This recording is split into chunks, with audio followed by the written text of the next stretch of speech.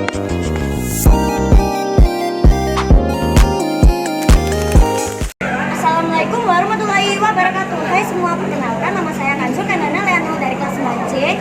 Nomor absen 18 akan mempresentasikan tentang listrik di kampus. Pertama ada daftar isi, yaitu arus listrik dan beda potensial listrik, rangkaian komponen listrik, hukum Ohm, hambatan jenis, hukum Kirchhoff, dan rangkaian hambatan. Arus listrik dan beda potensial listrik. Buat arus listrik mempunyai rumus yaitu I sama dengan F per R atau V sama dengan I per R. Beda potensial listrik, arus listrik mengalir dari potensial tinggi ke potensial yang lebih rendah. Seperti ini ya guys gambarnya. Rangkaian komponen listrik. Rangkaian komponen listrik, saklar berfungsi membuka dan menutup suatu rangkaian listrik. Strip berfungsi memutuskan arus listrik ketika terjadi hubungan singkat. Rangkaian komponen listrik dapat disusun baik secara seri maupun paralel.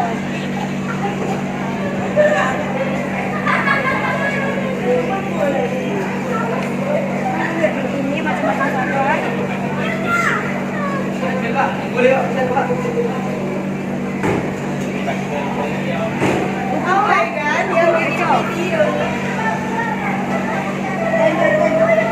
Hukum Ohm.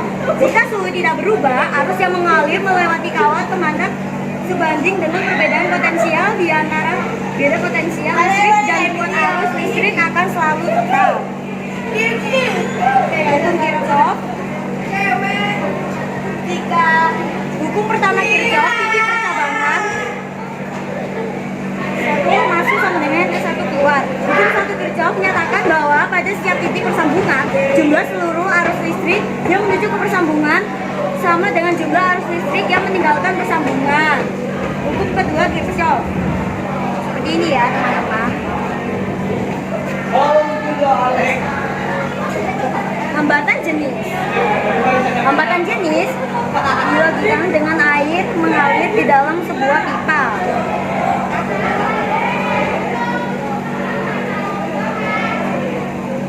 Dan ini grafik perbandingan arus listrik terhadap tegangan.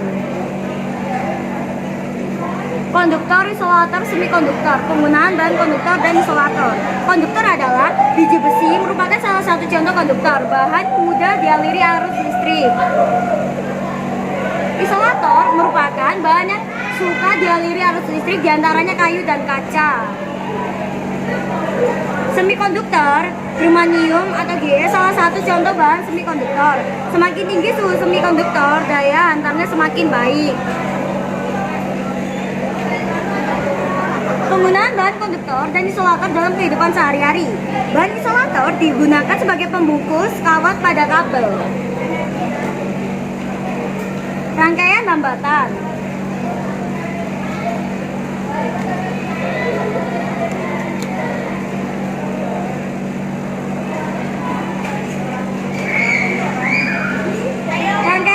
Berfungsi untuk memperbesar hambatan dan sebagai pembagi tegangan. Rangkaian paralel berfungsi untuk memperkecil hambatan dan sebagai pembagi arus listrik.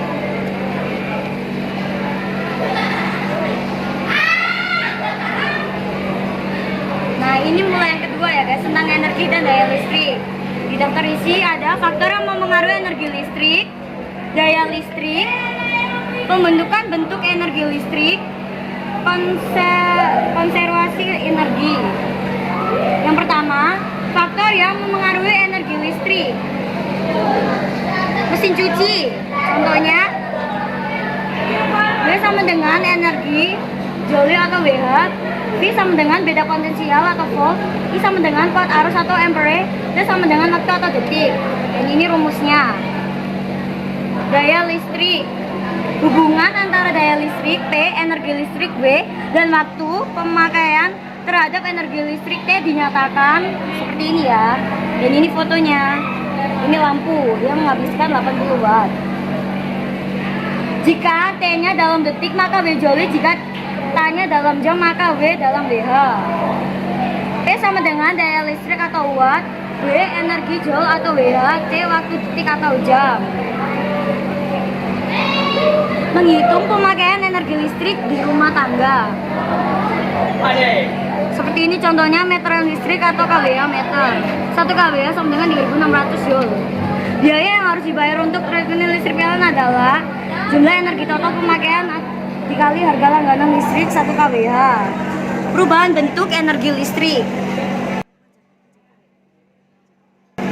Energi listrik menjadi energi cahaya, energi listrik menjadi energi kalor, energi listrik menjadi energi gerak. Energi listrik menjadi cahaya. Bagaimana cara kerja lampu pijar? Ketika arus listrik dialirkan melalui kawat filamen, kawat tersebut akan menanas dan memijar. Dengan demikian lampu pijar menjadi bercahaya.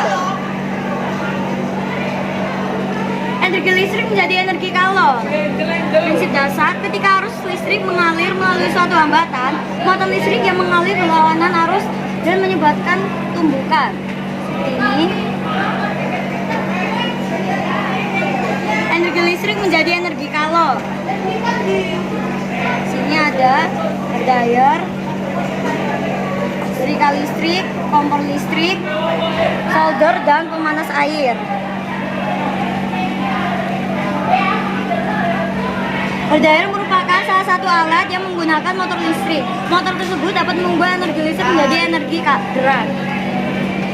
Konservasi listrik. Konservasi energi dapat diartikan sebagai penghematan energi atau penggunaan sumber energi alternatif. Penggunaan biogas sebagai pembangkit tenaga listrik merupakan salah satu cara konservasi energi.